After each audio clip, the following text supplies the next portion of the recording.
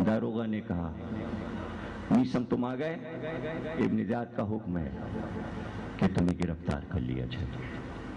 इब्न Ziyad ने हुक्म दिया है जल्द अज जल्द मीसम को लाके मेरे सामने पेश किया जाए कैदी बना के। मीसम कहते हैं मैं समझ गया कि वो दिन आ गए हैं, इसलिए कि मौला ने कहा था तुम्हारा आखिरी हज होगा। मुझे इब्न ज़ियाद के सामने पेश किया गया। इब्न ज़ियाद ने मुझसे कहा कि सुना है कि अली के तुम बहुत दुलारे थे। कहाँ वो आका हमारे थे, हम उनके गुलाम थे। वो अपने हर गुलाम से मोहब्बत करते थे। क्या तुम उनकी झूठी हदीसें सुनाते हो? क्या तुझसे किसने कहा? काहुरैस ने। काहुरैस झूठ बोलता है, मैं सच्ची हदीसें सुनाता हूँ, वो झूठा है। इब्न ज़ियाद ने कहा मैं तुम्हें कत्ल करूंगा वरना अली से बेजारी करो। तो मीसम ने कहा कि ये बात मुझे मालूम है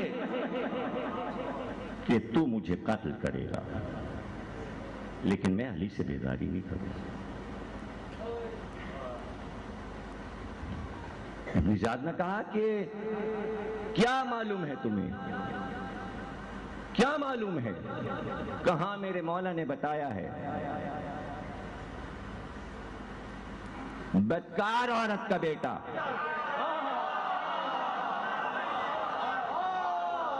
ज़िनाज़ादा कमीना खसलत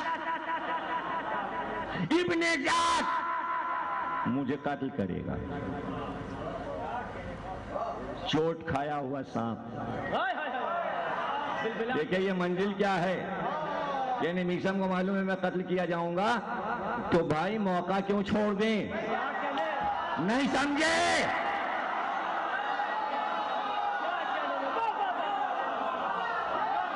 भाई कत्ल तो होना है, तो क्या दब के जबान बंदी करके जाएं? अरे वो तो बता के जाएं जो इसकी हकीकत है।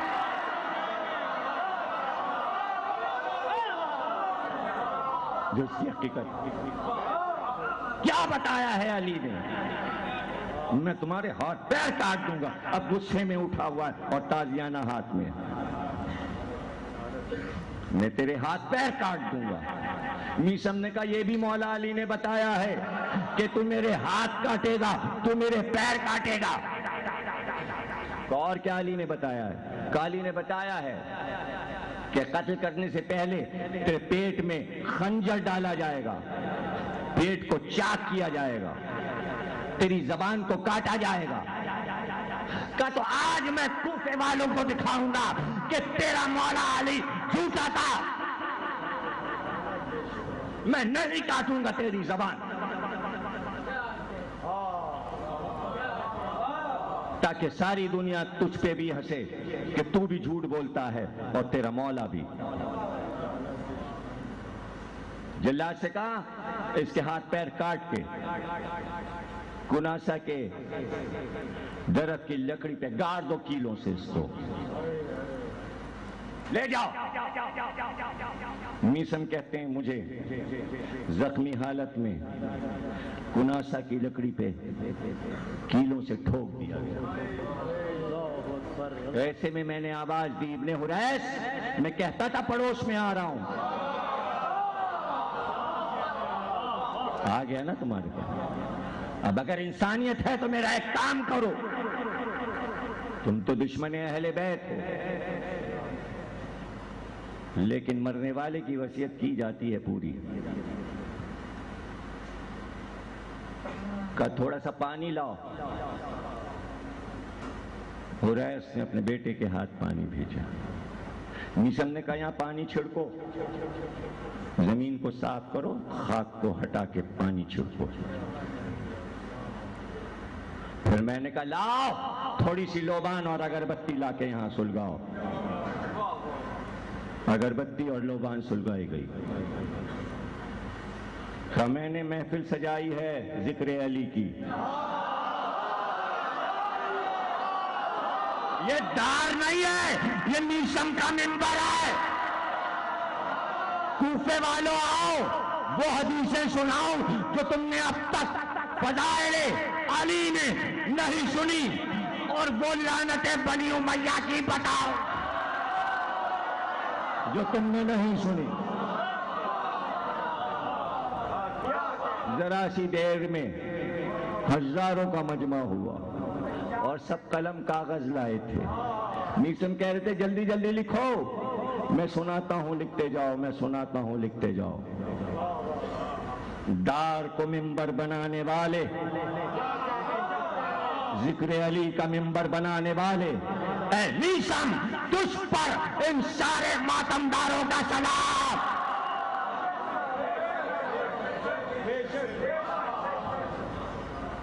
حریث بھاگا ہوا گیا کہ آپ کو پتا ہے انقلاب آ جائے گا. ہزاروں کا مجمع میشم کو سن رہا ہے اور وہ فضائل سنا رہے ہیں اور جھوم جھوم کے سنا رہے ہیں. ہاتھ پیروں سے لہو بہہ رہا ہے مگر زبان ہے کہ فصاحت اور بلاغت سے چل رہی ہے. اور بنی امیہ کو گالیاں دے رہے ہیں. اگر تو نہیں روکے گا تو سمجھ لے تیری پشتیں تباہ ہو گئیں. وہ لکھوا رہے ہیں میشم. جلاد کو حکم دیا کہ جاؤ میشم کی زبان کاٹ کے میرے پاس لاؤ. جلاد خنجر لے کے چلا، جاتے ہی غصے میں پیٹ پر، کوف پر، ناف کے نیچے خنجر مارا. خنجر کھینچا. میشم نے کہا کیوں آیا؟ کہ ابن زیاد نے کہا زبان کاٹ لو، زبان کاٹ لو. کہ ذرا قریب آ.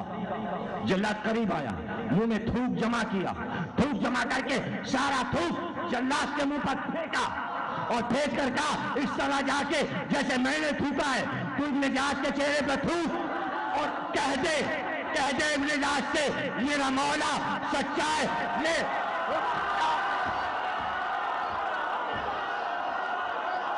میرا مولا سچا.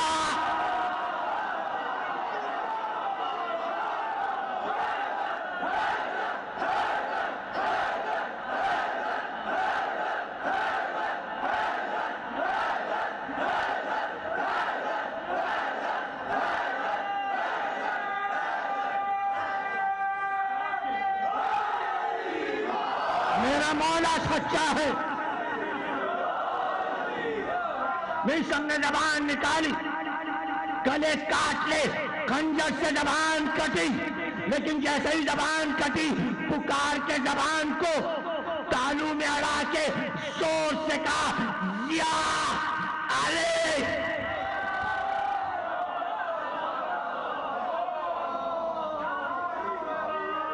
ہو گئی تقریر. میشم ہم بھی پکار رہے ہیں یا علی. آج تو پورا کوفہ پکار رہا ہے یا علی.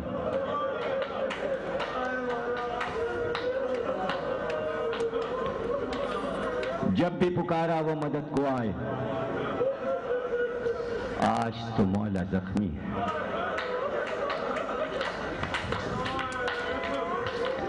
تم جیو سلامت رہو. کل کی مجلس کے بعد شبیہ تابوت، پرسوں بھی شبیہ تابوت.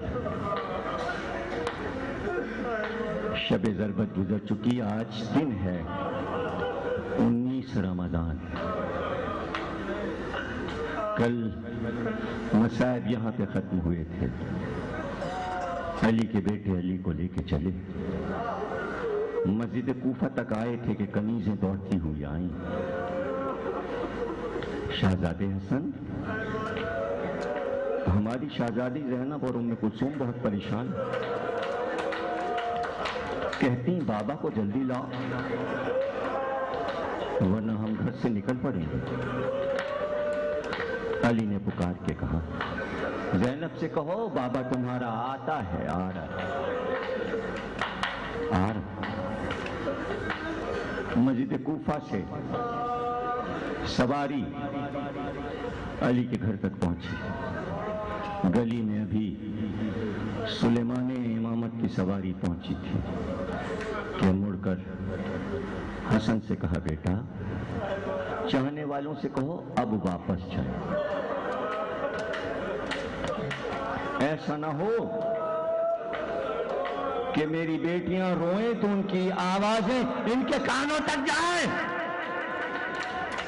ان کو واپس کرو. میرے گھر کے افراد رک کر مجھے لے چلے. چاہنے والے واپس ہوئے بیٹے علی کو لیے ہوئے. ابھی صدر دروازے تک پہنچے تھے اور ابھی دروازے میں داخل ہو رہے تھے کہ پردہ ہٹا اور بیٹی آگے باپ سے کہا بابا کیا ہم یتیم ہو گئے؟ بابا کیا ہم یتیم ہو گئے؟ جلدی جلدی بستر لگایا گیا, بستر بچھایا گیا, تکیے رکھے گئے دونوں پہلوؤں میں. علی کو آرام سے بٹھایا گیا.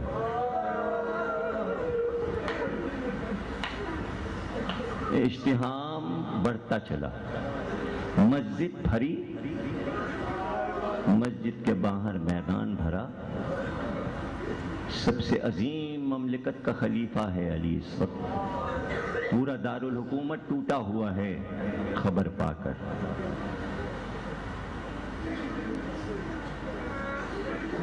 دروازے پہ سب جمع.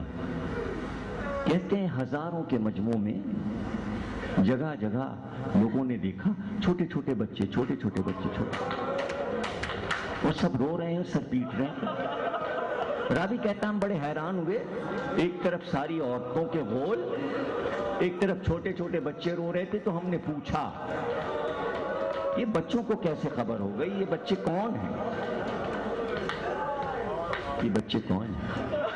تو قمبر نے بتایا کہ صفین جمل نہروان میں جو لوگ مارے گئے یہ ان کے یتیم بچے ہیں, شہیدوں کے بچے. علی روز ان کے گھر جاتے ہیں, اپنے ہاتھ سے روٹی تنور میں لگا کے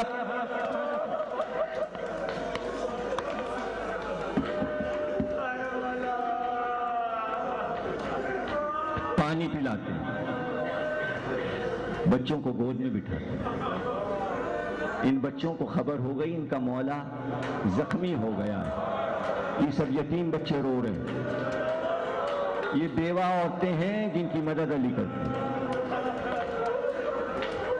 گریا کا شور تھا علی کے گھر کے باہر.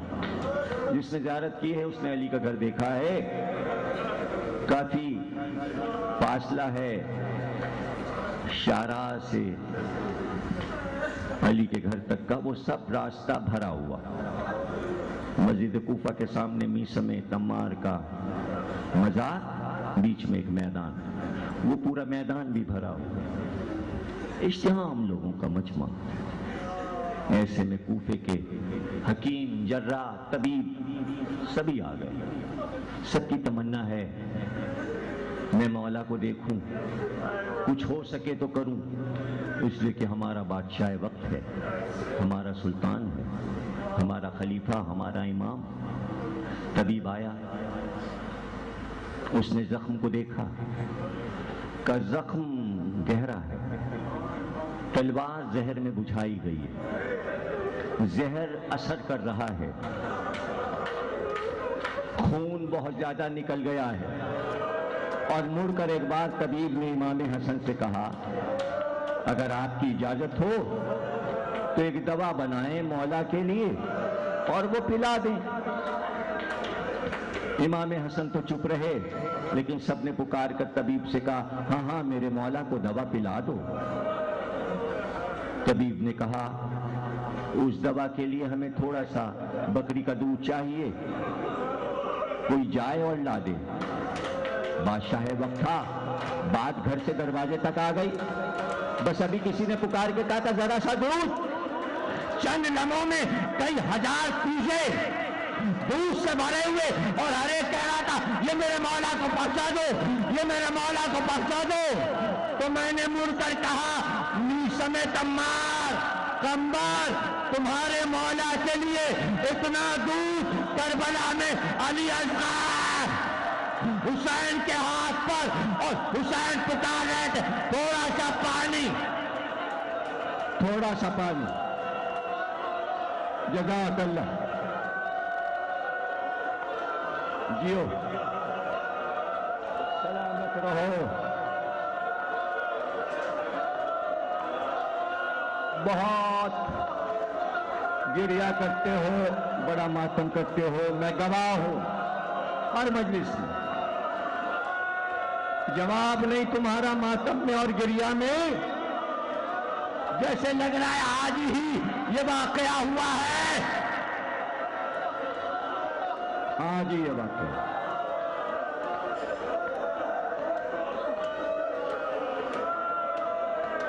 دن گزرا، دن گزرا،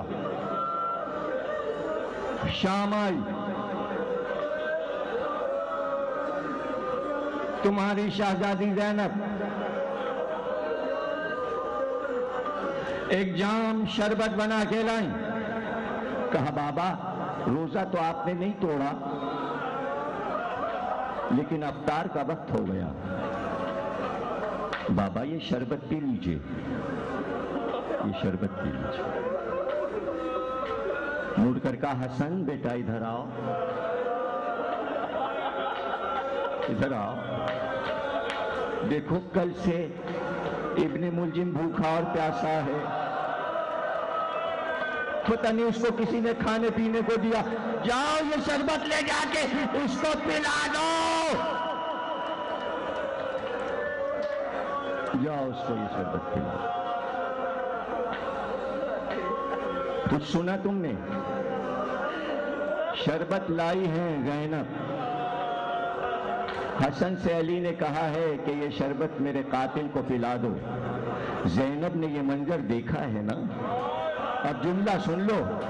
ایک بار زینب قلعہ زینبیہ کی بلندی پر آئی تو عمر صاحب اتنا کام کر دے کہ میں اپنے بھائی کو تھوڑا سا پانی کہیں سے لا کے پلا دو، میرا بھائی پیاسا ہے، میرا حسین پیاسا ہے۔ اور تقریر کا آخری جملہ، میرا بھائی پیاسا ہے۔ ایک بار کربلا میں آندھی چلی، طوفان اٹھا، زمین کانپی، شور ہوا قد قتل الحسین بکربلا، آخری جملہ۔ ایک بار بھگدڑ مچی، ادھر کے لوگ ادھر، ادھر کے لوگ ادھر، اور وہ یہی کہتے تھے حسین مارے گئے، حسین مارے گئے، میری طرف دیکھنا۔ جیسے ہی آواز آئی حسین مارے گئے، حسین مارے گئے، ایک بار ام رباب نے خیمے کا پردہ ہٹایا اور باہر آئی، کہا بھائی ذرا لو۔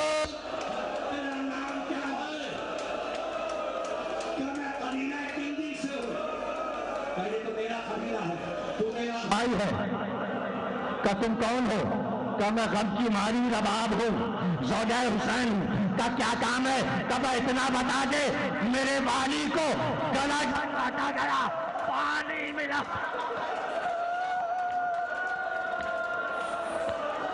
کسی نے پانی پلایا؟